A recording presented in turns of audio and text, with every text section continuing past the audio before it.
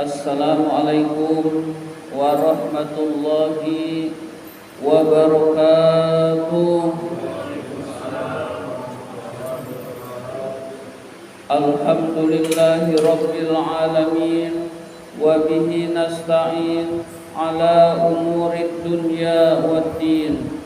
Wassalatu wassalamu ala ashrafil anbiya'i wal mursalin, Sayyidina wa maulana Muhammadin wa ala alihi wa sahbihi ajma'in. Rabbi shrah li sadri wa yassir li amri wahlul 'uqdatam min lisani yafqahu qawli, amma ba'du. Bapak-bapak jamaah salat maghrib Masjid Al-Amin yang dimuliakan oleh Allah Subhanahu wa ta'ala. Pertama dan yang paling utama, puji syukur marilah senantiasa kita panjatkan kehadirat Allah Subhanahu wa ta'ala yang tidak henti-hentinya memberikan nikmat-nikmatnya kepada kita semua. Antara lain yang paling berharga adalah kita diberi nikmat iman dan Islam, sehingga kita dapat menjalankan perintahnya, yaitu sholat maghrib berjamaah dan dilanjutkan dengan menuntut ilmu di jalan Allah. Salawat dan salam semoga Allah limpahkan pada junjungan kita, kecintaan kita, baginda Nabi besar Muhammad sallallahu alaihi wasallam beserta para keluarganya, para sahabatnya, dan kepada kita sebagai pengikut ajarannya. Seperti biasa, marilah kita awali taklim kita dengan membaca surat Al-Fatihah. Ila hadratin Nabi Mustafa Rasulullah sallallahu alaihi wasallam wa ila mu'allifi hadzal kitab asy-Syaikh al-Imam Barakatil Anam Abdullah Ba'lawi Al-Haddad rahimahullah, nafa'anallahu bi wa bi ulumi fid dharain amin. Al-Fatihah. A'udzu billahi minasy syaithanir rajim. Bismillahirrahmanirrahim. Alhamdulillahi rabbil alamin, ar-rahmanir rahim, maliki yaumiddin. Iyyaka na'budu wa iyyaka nasta'in. Ihdinas siratal mustaqim, siratal ladzina an'amta 'alaihim ghairil maghdubi 'alaihim waladdallin. Amin. Dan marilah kita lanjutkan dengan bersolawat kepada Rasulullah sallallahu alaihi wasallam. Mudah-mudahan kita termasuk orang yang mendapatkan syafaatul uzma dari beliau, dan mudah-mudahan majlis taklim kita ini senantiasa diberkahi oleh Allah Subhanahu wa ta'ala. Ya Rabbi bil Mustafa baligh maqasidana waghfir lana ma madha ya wasi'al karami.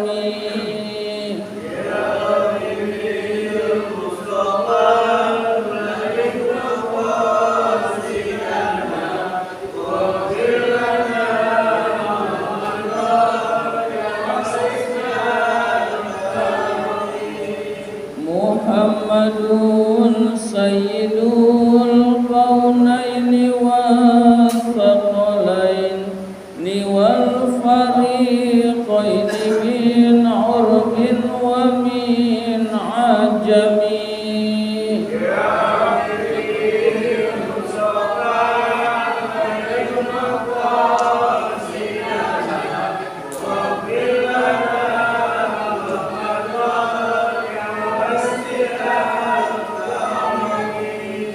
Maulaya salli wa sallim daiman abada ala habibika khairi khalqi kullihim. Ya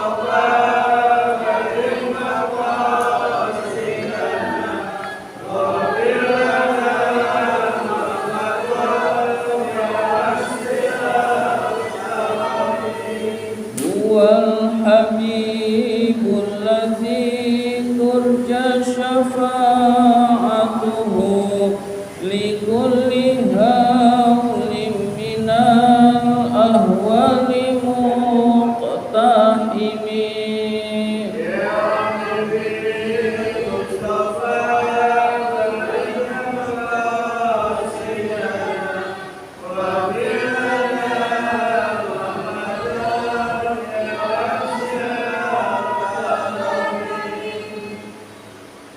Bapak-bapak jamaah salat maghrib Masjid Al-Amin yang dimuliakan oleh Allah Subhanahu wa taala, marilah kita lanjutkan taklim kita, pembahasan kitab An-Nasaihud Diniyah ini. Sekarang halaman 88. 1 2 3 4 5 6 7 8 9 10. Halaman 88 baris ke-10. Yang tengah. Bismillahirrahmanirrahim. Fajtahid, maka bersungguh-sungguhlah kamu. Rahimakallah, semoga Allah merahmati kamu. Fil khusyu'i, di dalam khusyuk. Wal huduri, dan kehadiran hati. Fis sholati, di dalam sholat.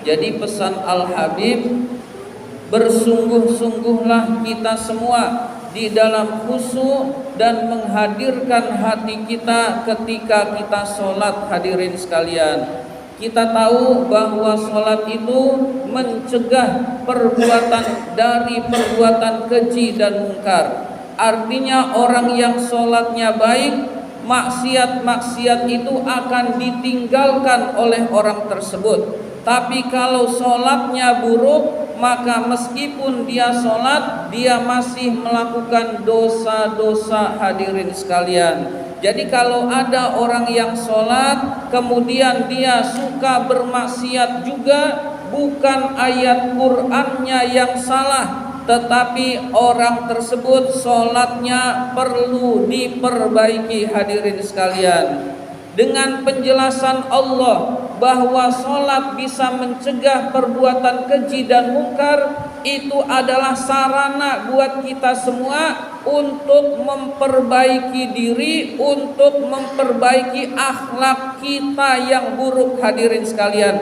seolah-olah Allah ingin menyampaikan kepada kita, wahai kaum muslimin, jika akhlak kamu buruk, jika akhlak kamu tercela, perbaikilah sholat. Nanti sholatnya itu bisa mencegah kamu dari akhlak-akhlak yang buruk. Hadirin sekalian, jadi ini sarana yang sangat mudah bagi kita untuk dilaksanakan. Perbaiki sholat kita, nanti akhlaknya menyusul, nanti akhlaknya menjadi baik. Hadirin sekalian, seperti yang dibutuhkan di negara Republik Indonesia ini, kita ini sedang darurat akhlak, darurat kebohongan. Hadirin sekalian, jadi seperti yang dicanangkan oleh Imam Besar Habib Rizik Syihab, yaitu tentang revolusi akhlak. Hadirin sekalian, kita ini perlu mengadakan revolusi akhlak yang dimulai dari diri kita sendiri.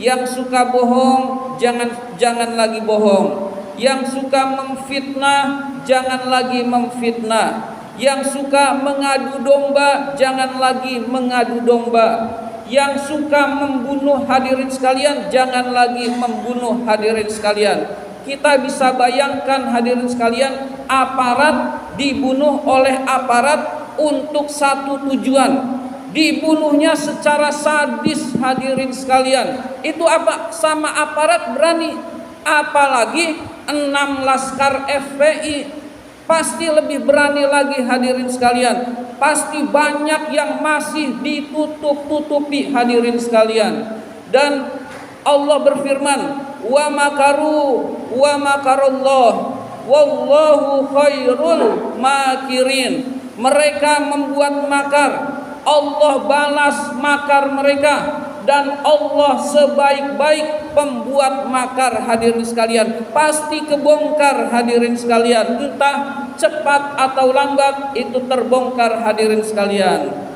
apalagi kita, sebagian dari kita meyakini bahwa Habib Rizik itu waliullah. Ada yang meyakini, ada yang tidak, hadirin sekalian. Kalau saya tidak tahu, karena yang tahu wali itu hanya wali, hadirin sekalian. Tapi yang saya tahu adalah Habib Rizik itu orang soleh, Habib keturunan Rasul, zuriyah Rasul. Beliau seorang ulama, pasti punya karomah, hadirin sekalian. Dan siapapun yang benci, siapapun yang memusuhi, pasti celaka, hadirin sekalian. Pasti celaka di dunia, apalagi di akhirat, hadirin sekalian. Sudah banyak satu persatu orang yang benci, orang yang menghasut, orang yang tukangnya memfitnah, orang yang menjelek-jelekan, orang yang mengedit fotonya, orang yang segala macam, hadirin sekalian. Itu satu persatu tumbang, hadirin sekalian. Jadi seburuk-buruknya kita, hadirin sekalian, seburuk-buruknya kita, jangan benci sama habaib, jangan benci sama ulama. Jangan benci sama ulama yang istiqomah, yang memperjuangkan agama. Insya Allah bisa jadi kita masuk surganya bukan karena ibadah kita, tapi karena kecintaan kita kepada ulama. Bisa jadi itu yang menyebabkan kita masuk surga, karena kita cinta kepada habaib, hadirin sekalian.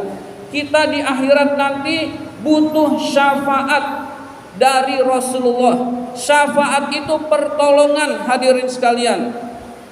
Kita ngandelin sholat kita belum tentu khusyuk, belum tentu diterima oleh Allah. Lagi sholat yang dipikir dunia. Kita ngandelin puasa kita, tangannya masih pegang sana pegang sini, matanya masih lihat sana lihat sini yang diharamkan.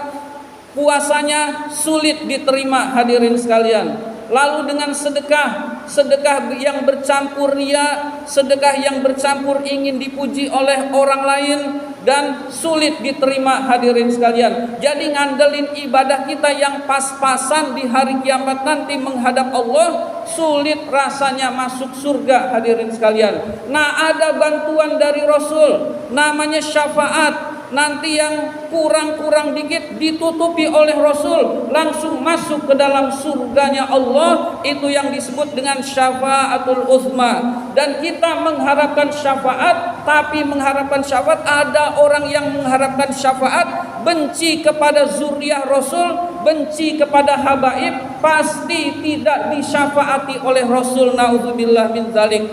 Engkau mengharapkan syafaatku kepada Habib Rizik yang merupakan zuriyah Rasul, kamu benci, kamu musuhi, gak bakalan orang kayak gitu dapat syafaat dari Rasulullah, hadirin sekalian. Maka seburuk-buruknya kita cinta habaib, cinta ulama, cinta habaib ulama yang istiqomah, yang memegang teguh ajaran agama. Insya Allah kita mendapatkan syafaat dari Rasulullah Sallallahu Alaihi Wasallam, hadirin sekalian.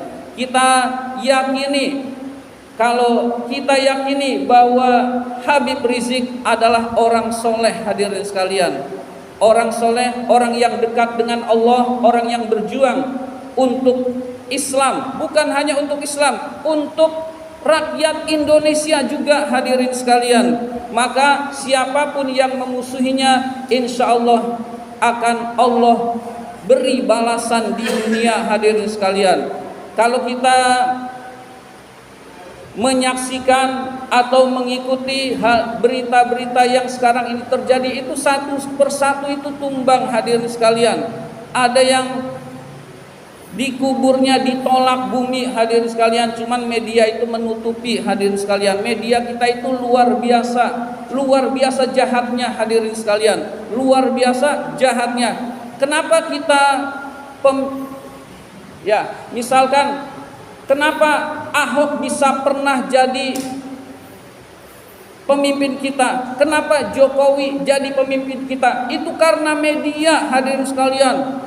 Bagus, kemudian hebat, tegas, berani, merakyat, pro wong cilik dan lain sebagainya. Itu media televisi kita nggak kenal, kemudian dicekoki dengan kebaik seolah-olah mereka itu baik, sementara yang benar-benar baik itu ditutupi oleh media-media mainstream hadirin sekalian, sehingga tidak terkenal yang baik-baiknya itu. Jadi yang terpilih yang buruk, yang buruk, yang buruk.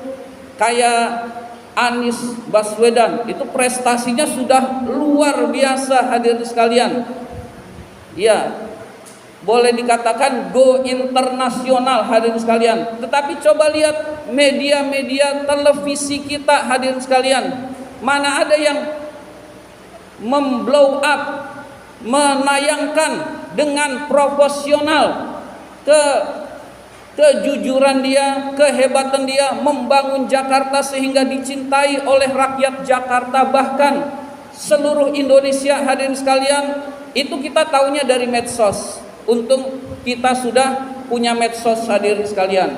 Ada yang lewat YouTube, ada yang lewat Facebook, ada yang lewat Twitter, TikTok dan lain sebagainya hadirin sekalian. Tapi kita juga jangan asal percaya sama medsos hadirin sekalian. Tiap orang bisa bikin berita, kemudian bisa disebarkan, maka kita jangan asal percaya hadirin sekalian. Begitulah keadaan kurang lebih negeri kita. Jadi kalau kita ingin negeri kita baik, solusinya adalah revolusi akhlak, bukan revolusi mental hadirin sekalian.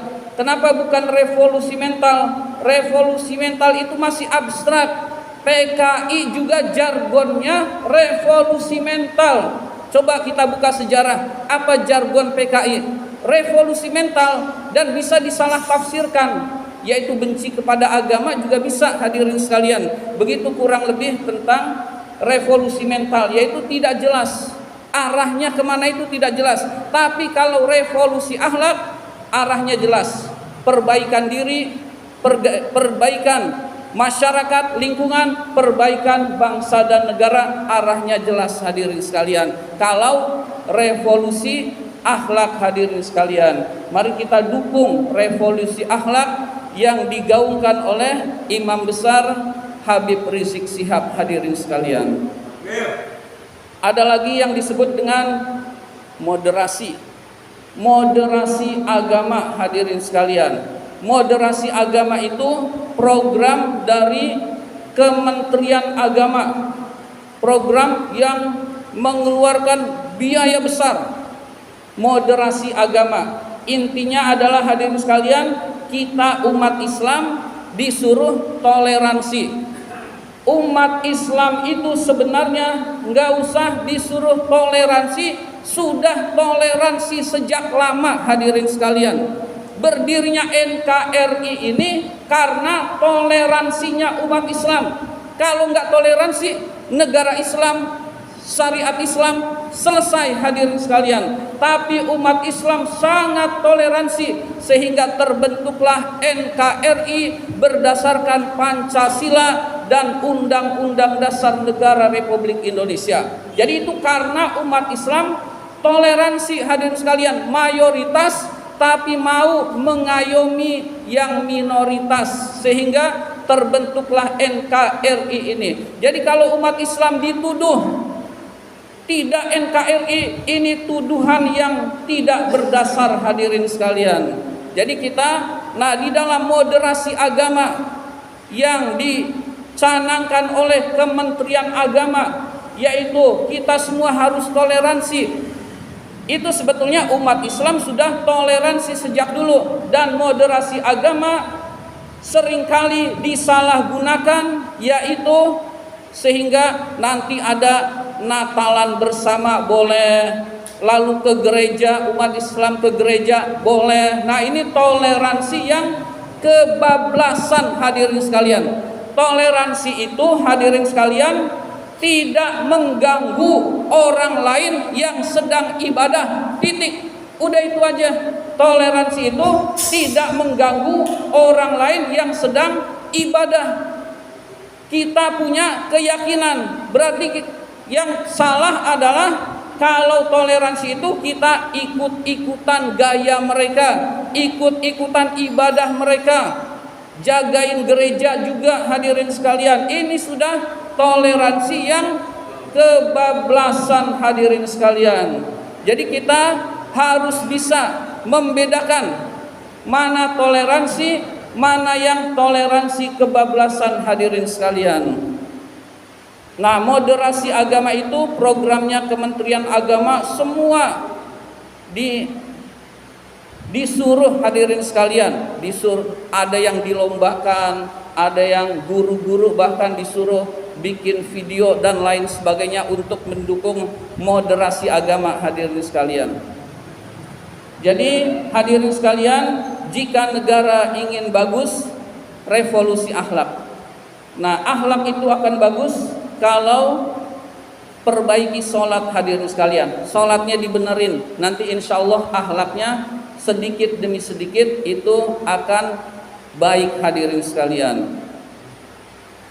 Nah, sholat itu sangat penting kita khusyuk hadirin sekalian. Jadi usahakan kita sholat itu memaksimalkan khusyuk kita. Ingat Allah di dalam sholat.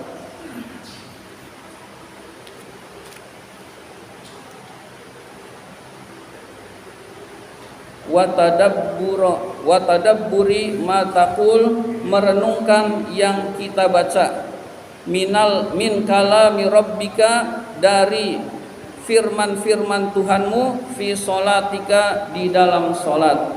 Jadi ketika sholat, ayat-ayat Al-Quran yang kita baca kita renungkan. Jadi ayat-ayat Al-Quran yang kita baca kita renungkan, maka memiliki penghayatan, maka akan menguatkan keimanan, maka akan lebih terasa dekat dengan Allah.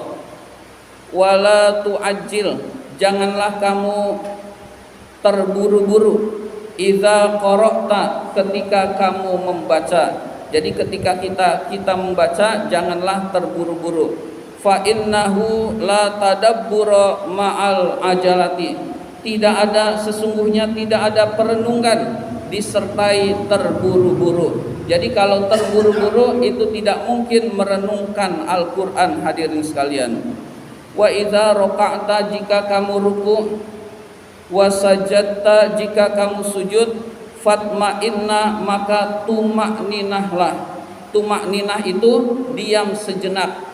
Tumakninah itu seukuran orang membaca subhanallah, itu namanya tumakninah. Seukuran orang membaca subhanallah, diam sejenak, seukuran orang membaca subhanallah. Subhanallah sekitar 3 detik hadirin sekalian. 3 detik berhenti, lalu lakukan gerakan lain. Jadi kalau orang itu membaca bacaan sholat, udah pasti tumakninah, karena udah pasti lebih dari 3 detik. Subhana rabbiyal a'la wa bihamdih, udah berapa detik itu? Subhana rabbiyal a'la wa bihamdih 3 kali hadirin sekalian. Itu orang ketika membaca bacaan ruku, bacaan sujud sudah pasti tumakninah hadirin sekalian. Bacaan ruku itu sunnah, bacaan sujud itu sunnah. Yang wajib adalah rukuknya dan tumakninahnya hadirin sekalian. Wala tangkirus sholata, janganlah kamu mematuk-matuk sholat. Naqraddiki, sebagaimana mematuknya ayam. Maksudnya adalah kalau kita lihat gerakan ayam matuk-matuk itu begini. Nah, sedang matuk-matuk beras misalkan. Janganlah kamu sholat seperti ayam sedang mematuk-matuk beras hadirin sekalian, sedang makan hadirin sekalian, itu sangat cepat. Jadi sholat kan ada ruku, ada sujud. Nah, janganlah kamu sholat seperti ayam sedang mematuk-matuk beras hadirin sekalian. Fala tasihhu, maka tidak sah. Sholatuka, sholatmu, maka sholatmu tidak sah. Zalika, yang demikian itu, li'anna tumakninata, karena tumakninah itu fir ruku'i, di dalam ruku, was sujudi, di dalam, wal i'tidali, di dalam i'tidal, minhu, wa fis sajdataini, dan di dalam 2 sujud, wa fil julusi, dan di dalam duduk, bainahuma, antara keduanya, wajibatun, wajib. Jadi tumakninah di dalam sujud, di dalam ruku dan di dalam duduk itu adalah wajib hadirin sekalian. Berarti orang yang meninggalkan tumakninah salatnya tidak sah hadirin sekalian. Fala budda minha, dan harus dilakukan fil fardi, baik di dalam salat fardu, wan nafli maupun salat sunnah. Jadi jangan kita bilang ini sholat sunnah ini cepat nggak apa-apa. Ya cepat kalau masih tumakninah sah. Tapi kalau tidak tumakninah tidak sah hadirin sekalian. Jangan kita anggap sholat sunnah ini lalu tidak tumakninah maka sholatnya tidak sah hadirin sekalian. Tabtulus sholatu bitarkiha. Sholat itu menjadi batal karena meninggalkan tumakninah hadirin sekalian. Walladzi la yatimmu ruku'ahu, orang yang tidak menyempurnakan rukuknya, wa sujudahu, dan sujudnya, wa khusyu'ahu, dan khusyuknya, fi sholatihi, di dalam sholat, wa huwa, orang itu, alladzi yasrikus sholah, adalah orang yang mencuri sholat. Nah kata Rasul, janganlah kamu menjadi orang yang mencuri sholat. Para sahabat heran bertanya, ya Rasul, apa maksudnya mencuri sholat? Yaitu orang yang kalau ada orang lain sholatnya lama, lalu kalau sendirian sholatnya secepat kilat hadirin sekalian. Maka itu kata Rasul orang yang mencuri sholat hadirin sekalian. Jadi janganlah kita menjadi orang yang mencuri sholat. Kalau ada orang sholatnya lama, terasa khusyuk, lalu ketika tidak ada orang sholatnya cepat hadirin sekalian. Nah ini sudah dilarang oleh Rasulullah. Jadi sholat kita biasa. Nah tapi dibalik boleh hadirin sekalian. Dibalik ada orang biasa. Tapi kalau tengah malam tahajud dia lama, nah itu boleh hadirin sekalian, untuk agar tidak riya hadirin sekalian, agar tidak ingin dipuji oleh orang lain, dan itu boleh. Tapi kalau kebalikannya, ada orang lama, tidak ada orang sholatnya cepat, nah inilah yang disebut dengan riya hadirin sekalian, yang oleh Rasul dilarang dan disebut dengan mencuri sholat hadirin sekalian. Jadi yang enak mah biasa, ada orang kita sholatnya biasa cepat ya cepat, lalu kalau tidak ada orang ya sama hadirin sekalian. Nah itulah yang bagus hadirin sekalian. Tapi kalau kita biasa lambat, kemudian di rumah juga lambat, nggak ada orang, sholat sunnah juga lambat, itu lebih bagus hadirin sekalian. Jadi orang yang sholatnya khusyuk, tenang, lambat, baik ada orang maupun nggak ada orang, itu lebih bagus hadirin sekalian. Jadi jangan sampai kita termasuk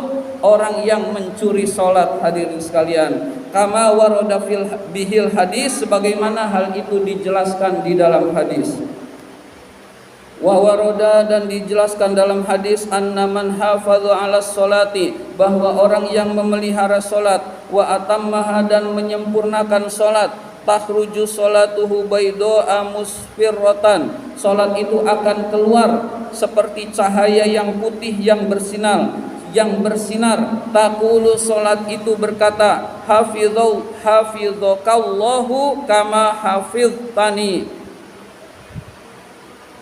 semoga Allah memelihara engkau sebagaimana engkau menjaga aku. Menjaga aku maksudnya menjaga sholat. Jadi sholat yang berkata, jadi semoga Allah menjaga kamu sebagaimana kamu menjaga aku pada waktu di dunia. Artinya orang yang sholatnya baik itu di akhirat dijaga oleh Allah Subhanahu wa ta'ala. Bukan hanya di akhirat, di dunia juga insya Allah dijaga oleh Allah Subhanahu wa ta'ala.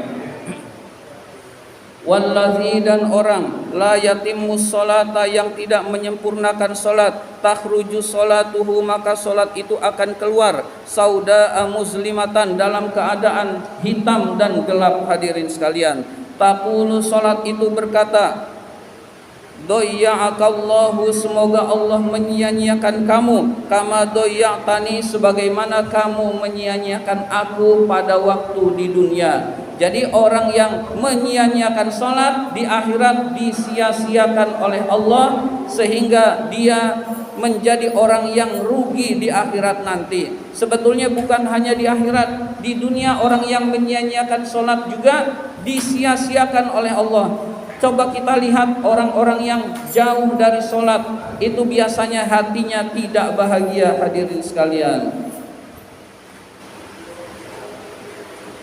Summa tulaffa, kemudian dilipat, kama yulaffus saubu, sebagaimana baju yang buruk itu dilipat, fayadribu biha wajhahu, kemudian dicampakkan kepada orang tersebut.